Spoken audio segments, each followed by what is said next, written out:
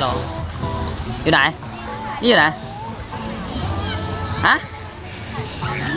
หัวหินหัวหิน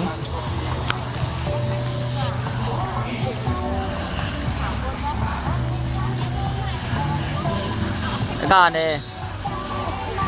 ตอนนี้เราอยู่เนี่ยสวนสี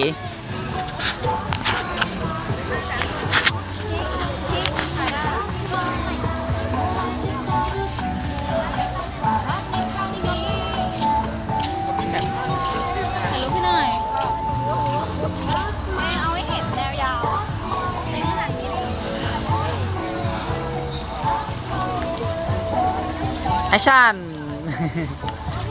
ถ่ายฉันบ้างดิ ถ่ายวิดีโออยู่น้ำหนึ่งถ่ายวิดีโอบ๊ายบายเอาแล้วบ๊ายบาย ไปแล้วโคตรเหนื่อยเลย200 โลอ่ะบ๊ายบายเอาแล้ว